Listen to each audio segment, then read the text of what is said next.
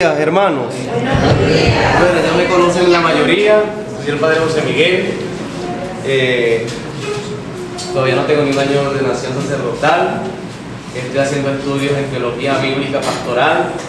Por eso el tema que voy a compartir con ustedes hoy está sumergido en aguas bíblicas, ¿no? Para justificar las clases que veo. Me da mucha alegría compartir con ustedes y aportar un grano de arena en la formación de los laicos, que como lo decía hace un momento en el podcast, los laicos son más que los sacerdotes y ustedes son los que tienen que hacer el trabajo en la sociedad y en el mundo, en la sociedad y en el mundo. Por eso hoy vamos a hablar, voy a comentar un poquito, no voy...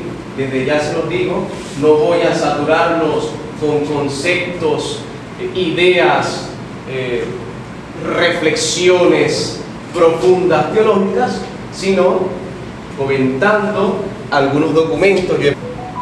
Hay una tradición hebrea que dice así, sobre Abraham. Dice, Abraham nació en una casa de idólatras, en el reino de Babilonia, como lo vimos ahora. Su padre era un conocido escultor de ídolos que su pueblo adoraba. Es como la tradición judía, hebrea, dice que incluso el papá de Abraham hacía imágenes de dioses. Cuando era niño, Abraham solía ver a su padre esculpir estos ídolos en piedra o madera. Cuando su padre terminaba con ellos, Abraham los usaba como juguetes. Los montaba sobre sus espaldas y a veces los pateaba. Luego, después de un tiempo, veía esas mismas estatuas en el templo y gente arrodillada frente a ellas. Abraham preguntó a su padre, ¿por qué llevas estos juguetes al templo? Su padre dijo, son estatuas que representan a nuestros dioses. Los adoramos, le pedimos favores y le ofrecemos regalos. La mente de Abraham rechazó esta idea y sintió repulsión a los ídolos, ¿no? Era una manera de explicar al pueblo hebreo, de asumir cómo Abraham tuvo una manera de acercarse a Dios, tuvo una manera de relacionarse con lo divino, tuvo una manera propia que corría por sus venas, que estaba en su casa, que estaba en su pueblo, en medio de sus vecinos, una manera propia de relacionarse con la trascendencia, incluso siendo pagano, siendo politeísta. Así las cosas, Abraham no era tan perfecto como nos lo imaginamos. Incluso en los albores de nuestra historia, en los albores de la historia de la salvación, el hombre tenía una manera determinada de relacionarse con Dios. Veo cómo la religión, la trascendencia, está inscrita en el corazón del hombre. La religiosidad popular. De entrada diré una cosa, la religiosidad popular, escuchen bien, es el modo de ser cristiano de un pueblo concreto.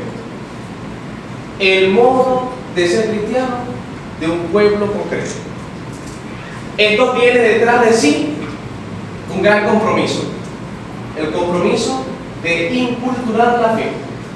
La fe en los códigos, en los signos, en los símbolos propios de una cultura determinada, ¿no? Entonces, la religiosidad popular, repito, es el modo de ser cristiano de un pueblo concreto que tiene detrás de sí el compromiso de inculturar la fe. Es decir, la religiosidad popular es el producto de una fe incultural. Aquí entra el concepto de revelación. ¿Qué es la revelación? La revelación cristiana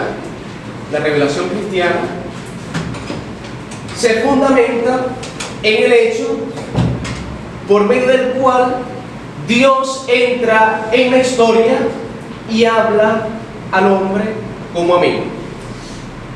Este es el fundamento de por qué nosotros debemos culturar la fe y por qué la religión se manifiesta de una manera concreta en nuestros pueblos. Porque Dios ha hablado al hombre como amigo, ha hablado en su mismo lenguaje, con sus mismos símbolos, para hacer comprensible su mensaje. Y habla como amigo, con confianza. No habla desentendido de la sociedad, desentendido del hombre, sino que nos ha hablado como un amigo, con confianza y para que nosotros le entendamos. Dios entra en la historia y habla a los hombres como amigos. No solamente habla desde arriba, como el Señor acomodado. Yo siempre le pregunto, cuando toque el Evangelio de Mateo 25, sobre todo el Día de los Difuntos, le pregunto a la gente, el Evangelio dice, cuando venga el Hijo del Hombre sentará en su trono de gloria. Y yo le pregunto a la gente, ¿cómo es el trono de gloria de Dios? Y la gente dice, es de oro, tiene unos rayos y no sé qué cosa, y no sé qué cosa. Y eso es mentira. El trono de gloria de Dios es la cruz. Es la cruz. O sea, el trono donde el rey está acomodado, en la cruz. Entonces, Dios no nos habla acomodado desde arriba. Es el Dios que se ha ensuciado, en el buen sentido de la palabra, se ha ensuciado las manos con su pueblo. Ha entrado en nuestra historia hasta el punto de hacerse carne. El Hijo de Dios nació en una sociedad, en una cultura determinada. No le bastó con hablar al hombre como amigo, sino que se hizo carne, hablando, naciendo, desarrollándose en una cultura determinada. Asimismo, ya vimos el ejemplo de Dios, que habló del hombre como amigo, de Jesucristo que se hizo carne. Ahora, asimismo, la iglesia debe entrar en la historia de cada pueblo. En la historia de cada pueblo. Asumir las características propias de cada región para hacer más claro, verdadero y receptivo el mensaje de la salvación. Asumir, repito, las características propias de cada región para hacer más claro, verdadero y receptivo el mensaje de la salvación. Y no sin razón yo puse aquí la imagen de la Virgen de Coromoto. Ahí está el niño Jesús bañándose en una quebradita en Guanare, en los llanos, con los indios, en Comanacoa. La Virgen de Coromoto es una virgen incultural, una virgen que se ha hecho de nuestro pueblo, en el corazón de Venezuela, en los llanos venezolanos. Y ya saben que según los estudios que se han hecho, no sé qué, tiene un peinado indígena, tiene una choza indígena, letras indígenas, esta vestida como una india, y la corona, etcétera, etcétera, incluso la del niño.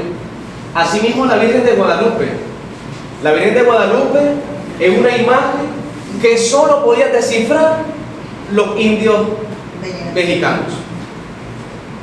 Es ver cómo incluso en estas cosas sobrenaturales, ¿verdad?, Dios nos está dando una palabra y hablándonos.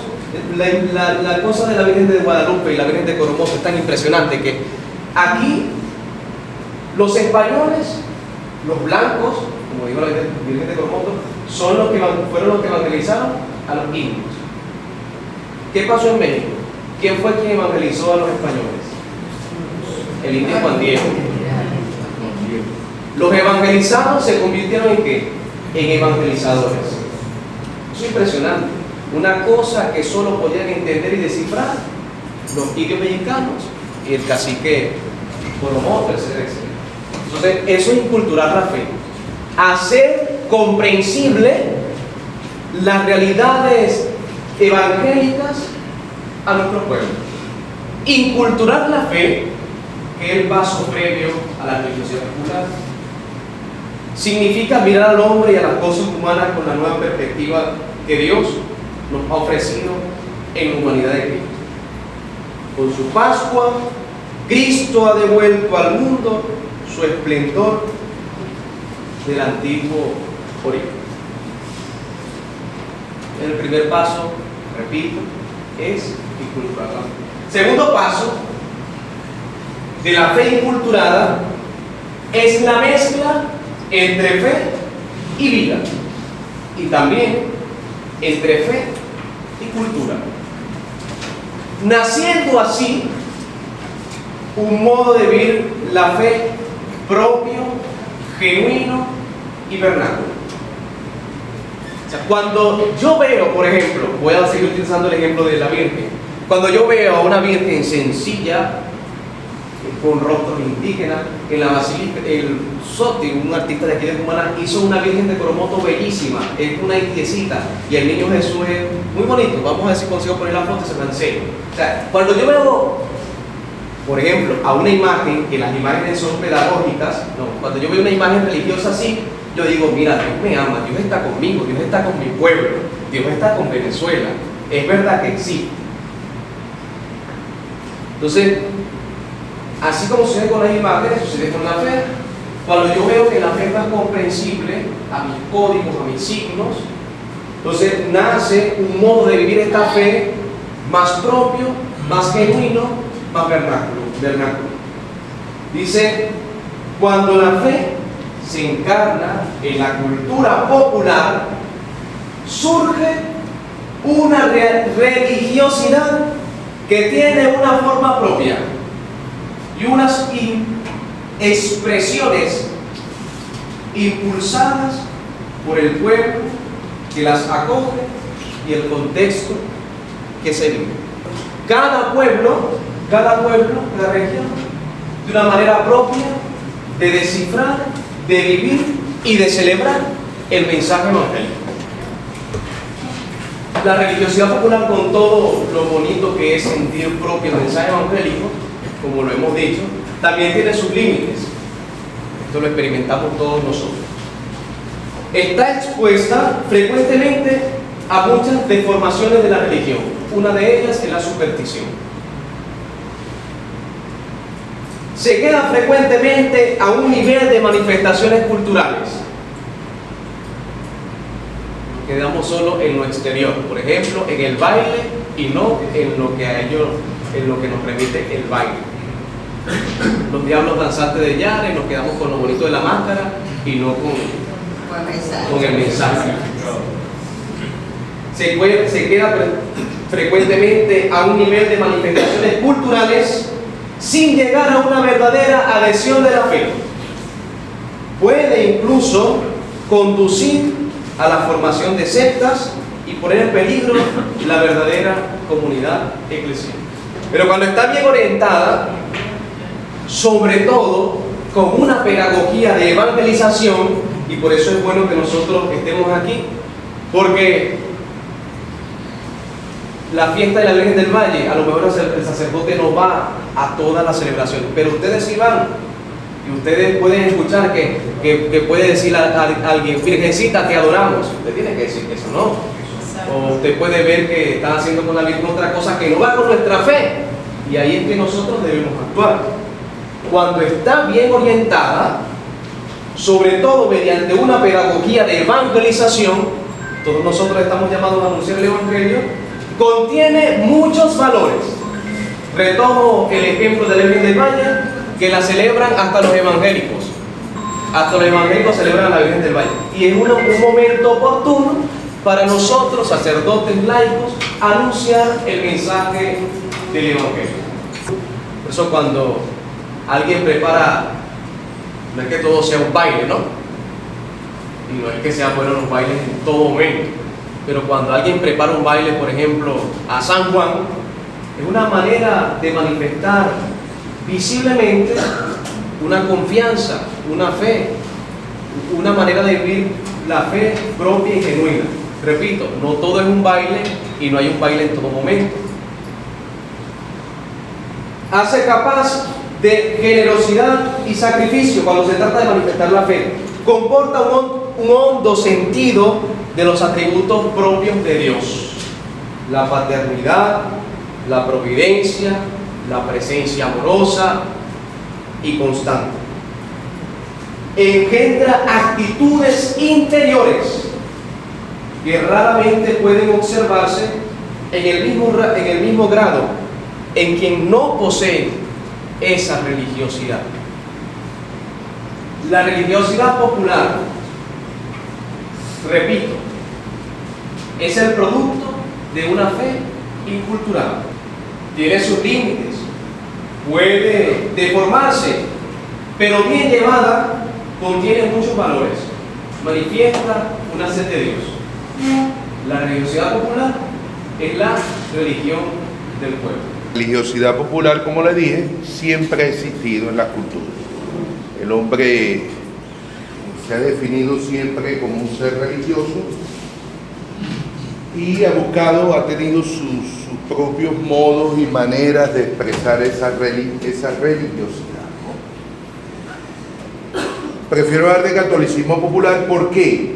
Porque el catolicismo popular comienza a surgir cuando empieza a existir ese enlace de la fe cristiana con los elementos propios religiosos de las culturas. Vamos a ver, dentro de el catolicismo popular se pueden dar dos fenómenos. El primer fenómeno se le conoce con el nombre de sincretismo religioso. ¿A qué llamamos sincretismo religioso?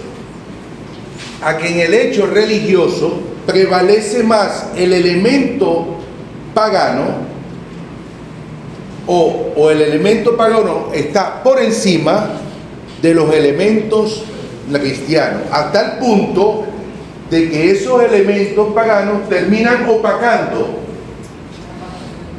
los elementos y los signos propiamente de la cultura cristiana. Y por supuesto no hay evangelización. Y el otro fenómeno es el fenómeno de la sincretización. Es decir, aquí sucede todo lo contrario. Está el elemento pagano, pero prevalece el elemento de la cultura cristiana. Estamos frente a un hecho religioso. ¿Cuál es nuestro primer ejercicio? El identificar los elementos que son propios de la cultura cristiana, que se dan en el hecho religioso de la Cruz de Mayo. Si la fiesta se celebra en Pascua, y en Pascua los cristianos celebran la resurrección del Señor, eso nosotros tenemos que entender por qué Jesús no está en la cruz. No puede estar. ¿Y por qué no está? Porque está resucitado. ¿Y por qué en vez de estar Él, la adornamos con las flores? Porque era la fiesta de la primavera. En el invierno todo muere y al llegar la primavera vuelve a renacer la vida. Entonces, las flores son símbolos de la Pascua, de un Cristo que ya no está allí porque ya está resucitado. ¿Ya? La cruz es adornada con las flores, pero hay unos escalones donde la ponen en un lugar alto. ¿Por qué? Porque ese era muy propio del indio en el lugar. El indio, los lugares altos y especialmente las montañas, eran los lugares y los espacios de sus grandes manifestaciones divinas. Pero en ese lugar alto, ahí entra el elemento propiamente de la cultura indígena, pero luego está el altar. Y el altar representa un elemento totalmente cristiano. ¿Por qué? Porque era el lugar de sacrificio. ¿Y qué se sacrificaba? ¿Quién lo sacrificaba?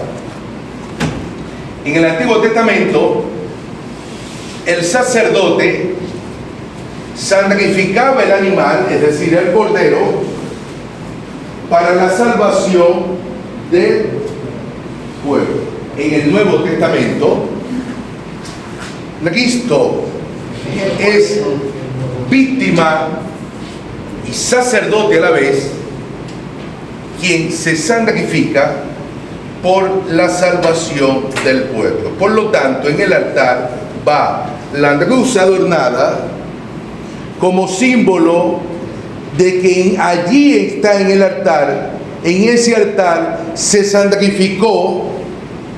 La cruz es el símbolo del sacrificio. ¿Se sacrificó quién? Cristo, para la salvación de todos, pero ya no está porque ha resucitado. El madero, que en un primer momento significó muerte, florece la vida.